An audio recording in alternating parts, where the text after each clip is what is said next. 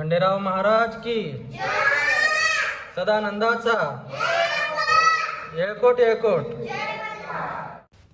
महाराष्ट्राचे आराध्य दैवत श्री खंडोबा यांना चंपाषष्ठीला वांग्याचं भरीत आणि भाकरीचा नैवेद्य दाखवतात. बाकीचा अनुभव मी येथे शेअर केलेला आहे. भरीत बनवण्यासाठी वांग्यांना तेल लावून गॅसवर चांगले भाजून घेतले. गावठी वांगे गॅसवर जरी भाजले ना तरी लवकर भाजत असतात. चला तर मग हे भाजून झालेले आहेत. प्लेटमध्ये काढून 2 मिनिटं थंड झाल्यानंतर त्याची वरची साल काढून घेतली. सर्व वांग्यांची साल काढून झाल्यावर सर्व वांगे स्वच्छ पाण्यात धुवून घेतले. वांग्याला जर काही थोडंफार काळं असतं ते निघून जातं. कढईमध्ये 2 चमचे तेल टाकले आणि 1 चमचा जिरं टाकलं. जिरं चांगलं फुलल्यानंतर 2 मिरच्या बारीक चिरून टाकल्या. चवीनुसार मीठ टाकलं. चांगलं हलवून घेतलं. 1 मोठा कांदा बारीक कापून टाकला. फोडणी चांगली हलवून घेतली. कांद्याचा काहीसा कलर चेंज झाल्यानंतर 1 चमचा हळद टाकली आणि फोडणी चांगली हलवून घेतली. त्यानंतर जे वांगे सोलले होते ते वांगे सोलून सुद्धा टाकलेले आहेत. मी सर्व अखंडच टाकले आणि आता उलथणीनेच पूर्ण स्मॅश करणार आहे. वांगे चांगले शिजलेले होते त्यामुळे पटापट स्मॅश झाले ते. अशा प्रकारे झटपट वांगं बनवलं ना, त्यामध्ये कोथिंबीर नक्की घाला. माझ्याकडे कोथिंबीर नव्हती, मी घातली नाही. आणि चला आता मी पटकन नैवेद्याचे चाणक्या बनवलेल्या आहेत त्यावर भरीत ठेवून नैवेद्य भरून घेते. पटापट नैवेद्य भरून घेते आणि सर्व तयारी करून खंडोबाच्या मंदिरात सुद्धा जायचं आहे. चला तर आज स्पेशल कुठे जाणार आहे तेही सांगणार आहे. पटकन किचन आवरून घेते. सर्वात जास्त कामाचा गोंधळ म्हणजे किचनमध्येच असतो. त्यामुळे किचन हा आवरणं फार गरजेचं आहे. समजा आपण कुठे फिरायला जर गेलो ना आणि तो किचन जर आवरलेला नसेल तर अक्षरशः जीव निघून जातो किचन आवरण्यात. आणि बाकीचा स्वयंपाक तर वेगळाच राहिला. ठीक आहे, चला तर मग हे भांडे तर घासून होतील माझे. हे सगळं आवरून मला पुन्हा परत रोहितचं आवरायचं आहे. आराध्यासुद्धा शाळेत गेलेली आहे. ती येईल आता 15-20 मिनटात. हे सगळं आवरून बाकीचे सर्व आवरून नैवेद्यसुद्धा डब्यात भरून घेतलेले आहेत. आता मग हे सर्व आवरलं की माझी तयारी करून घेते आणि मुलांची सुद्धा तयारी करून घेते. चला तर भांडे होतीलच आता 2-5 मिनटात.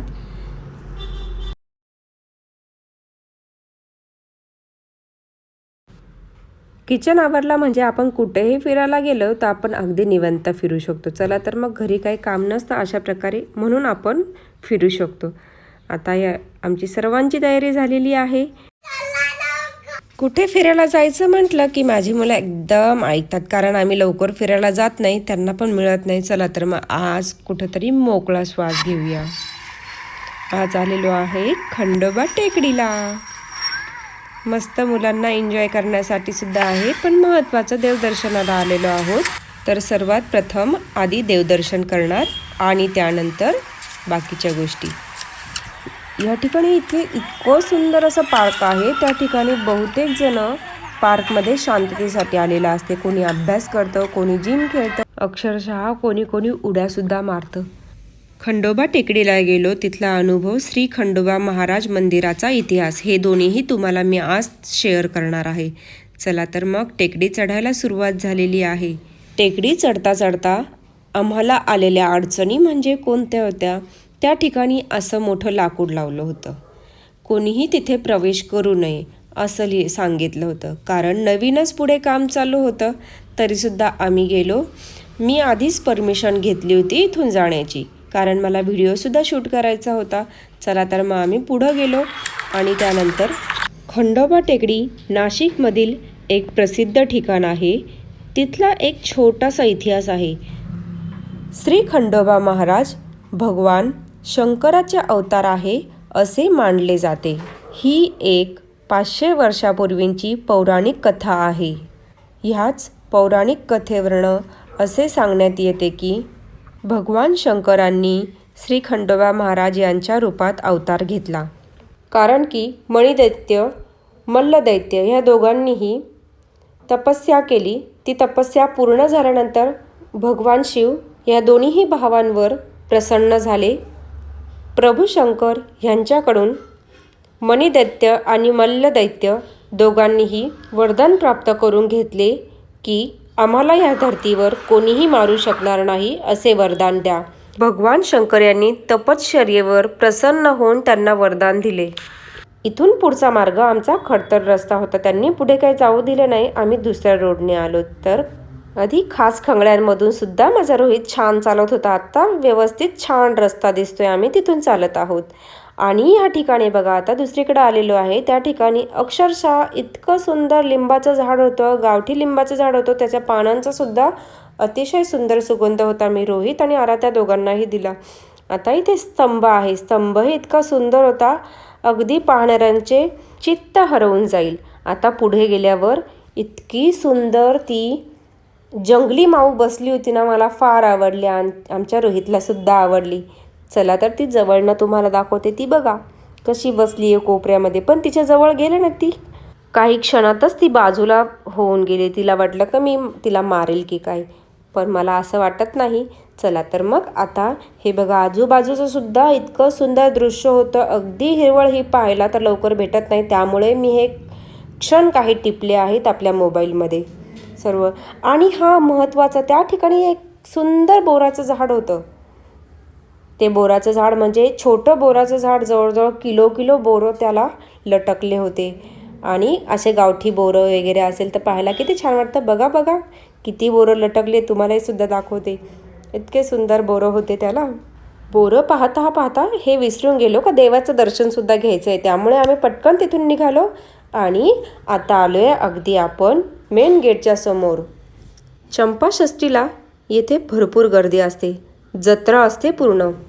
मंदिराच्या प्रवेशद्वारामधून मध्ये जाताना इतकं छान वाटतं, असं वाटतं का आपल्याला देवच भेटले. राहिलेली पुढची पौराणिक कथा. शंकर महादेव यांनी प्रसन्न होऊन मणिमल्ल दैत्य यांना वर तर दिले, पण ते वर धर्तीवर आम्हाला कोणीही मारू शकणार नाही असे वर द्या. त्यांनी ते दिले, पण पुढे काय झाले? वर मिळाल्यानंतर दोघेही उत्पात माचू लागले आणि गोरगरिबांना त्रास देऊ लागले. साधू संतांचे अगदी त्यांनी जीव मुठीत घेऊन पळण्यास भाग पाडले. त्यामुळे हे असे त्यांचे उत्पात माजवणे सगळ्या गोष्टी त्रासदायक होत्या. त्यामुळे महादेव शंकर यांना बिलकुलही हे सहन झाले नाही. महादेव शंकर यांनी खंडोबा देवाचा अवतार घेतला व दोन्हीही दैत्यांना ठार केले. दोन्हीही दैत्यांना ठार मारल्यानंतर ह्या डोंगरावर विश्राम केला आणि या डोंगराला तेव्हापासून विश्रामगड असेही नाव आहे. विश्राम टेकडी आणि आता ती खंडोबा टेकडी या नावाने ओळखली जाते. मंदिरामध्ये अगदी सुंदर रंगरंगोटी केलेली होती. खूप प्रसन्न वाटते. चला तर बोलता बोलता आपण अगदी गाभाऱ्यात सुद्धा आलेलो आहोत. देवाचे दर्शन घेतले. किती छान वाटतं. एका बाजूला म्हाळसा आणि एका बाजूला बानाई. मंदिराच्या गाभाऱ्यात अगदी खूप जणांनी येथे घटसुद्धा मांडले होते. चंपाषष्ठीच्या 6 दिवस आधी हे घट मांडतात. जसे आपण नवरात्रीमध्ये घट मांडतो तशाच प्रकारे. खंडेराव महाराज की सदानंदाचा येळकोट येळकोट कडे पठार की खंडेराव महाराज की. म्हणतात ना, देवाच्या दारी देर आहे पण अंधेर नाही. तो सर्व व्यवस्थित करेल असं मला मनापासून वाटतं. म्हणून मी येथे नेहमी येत असते. आणि हा विश्रामगड आहे. अगदी येथे आलं ना तर आपण कितीही दुःख असलं ना अगदी विसरून जातो क्षणाभरातच. देवा आता आशीर्वाद द्या. कुणाच्याही वाट्याला दुःख येऊ देऊ नका. सर्वांना सुखी ठेवा व काही चुकलं असेल तर माफ करा. एवढंच मी मागेन. महाराष्ट्राचे आदिदैवत यांना मी खरंच मनापासून प्रणाम केला आणि तिथून खरंच जाऊ वाटत नव्हतं. हे दोघं आहे मणिदैत्य आणि मल्लदैत्य. यांचा वध करून देवाने येथेच विश्राम केला. आम्ही आलो त्यावेळेस मंदिराचे बहुतेक काम चालू होते. रंगरंगोटीचे काम तर सुरूच होते.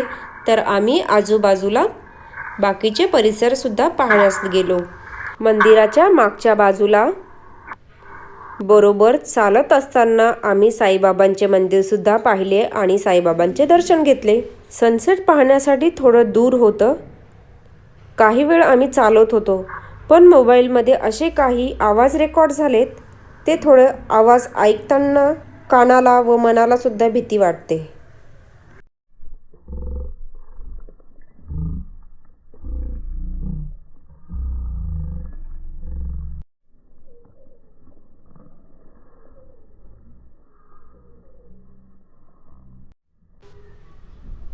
असे काही चालता चालता आम्हाला डेंजरस आवाज आले, त्यामुळे आम्ही सर्वजण घाबरलो सुद्धा होतो आणि आतुरतेने वाटसुद्धा पाहत होतो सनसेट पाहायला कधी पटकन जाणार आहे. कारण की चारही बाजूनी असं ताऱ्यांचं कंपाऊंड होतं, म्हणून भीती काही नव्हती आणि जंगल तर होतंच, म्हणून थोडंफार पक्ष्यांचे सुद्धा आवाज येत होते सुंदर सुंदर. आता बघा, आवाज येत आहे तुम्हाला? आजूबाजूला बोराची झाडं भरपूर होती आणि भरपूर प्रमाणात बोरं लागलेली होती आणि अक्षरशः बोरांच्या वजनाने झाडंसुद्धा अशी खाली आलेली होती. आम्ही बऱ्याच प्रमाणात बोरंसुद्धा खाल्ली. आणि चला तर मग पुढे पाहूया. सनसेट पाहण्यासाठी मुलं दोघंही आतुरतेने वाट पाहत होते. चला तर मग आता जवळच आलेलं आहे. रोहित माझा थकला, त्याने शेवटी मला उचलूनच घे असं म्हटलं, म्हणून मी त्याला आता उचलून घेतलेलं आहे. जवळजवळ एवढे सारे पर्यटक बसले होते. अगदी शांततेच्या ठिकाणी एवढे पर्यटक असतील मला सुद्धा वाटलं नव्हतं. चला तर मग ह्यांना पाहून तरी थोडासा मनाला धीर वाटला आणि सनसेट अगदी मनापासून पाहिला. तरीसुद्धा काही 2-5 मिनिटाचा वेळ झालेला होता आम्हाला सनसेट पाहण्यासाठी. आणि हे सुंदर दृश्य मोबाईलमध्ये टिपलेलं आहे आणि आजूबाजूला पूर्ण हिरवळ आहे. सनसेट आहे ना, अगदी एकदम छोटासा राहिलेला आहे. खूप सुंदर वाटलं, खूप सुंदर आहे. आणि ही हिरवळ पाहिलं ना, अगदी आपले डोळे आतुरतेने वाट पाहत असतात. आणि इथे पर्यटक बसलेले होते ना, प्रत्येक जण त्या सूर्याकडं एकटक पाहत होता. मी स्वतः डोळ्याने त्यांचा ऑब्झर्वसुद्धा केलं, ते कशा प्रकारे पाहतात. वाव, सुंदर. हे ढग गेलंय ना, अगदी हे नदीसारखंच बनेल बघा. अगदी सुंदर काहीतरी चंद्रकोर होईलच आणि त्यात काहीतरी चहाच आहे, तिथून पाणी येतंय. अशा प्रकारे ते पर्यटक त्या सूर्याबद्दल काही काही बोलत होते. चला तर मग खूप मज्जा आली, छान वाटलं. आता रोहितला सुद्धा कंटाळा आलेला आहे. तो म्हणतोय चल मम्मी खाली. आता आराध्यासुद्धा म्हणते चल मम्मी काहीतरी दुसरं खाऊया. म्हणजे दोघांचे विचार वेगळे, एक म्हणतोय खाली आणि एक म्हणतोय खायचं. ही आमची आराध्या कुठे खेळायला मिळेल ना तिथे चान्स घेणार, आधी खेळून घेणार. एका ठिकाणी झोकाही दिसला, खूप छान वाटलं झोके घ्यायला. एक 2-5 मिनटं झोके घेतले आणि खाली उतरेपर्यंत तर अंधारसुद्धा झालेला आहे. इथे तर भला मोठा टायगर आहे. मला रोहितला सुद्धा दाखवायचा होता. आराध्याने एकदा पाहिलेला होता म्हणून ती त्याच्यासोबत खेळते, पण रोहितने पहिल्यांदाच तो टायगर पाहिला म्हणून तो जवळच जात नव्हता. नको म्हणे मम्मी, मला तो खाईल असं म्हणत होता. ह्या भल्या मोठ्या टायगरकडे रोहित जातच नव्हता. रोहित म्हणे टायगर घाबरतो मला. इतका गमतीदार. दादा इकडे ये. जा मम्मा शेजारी.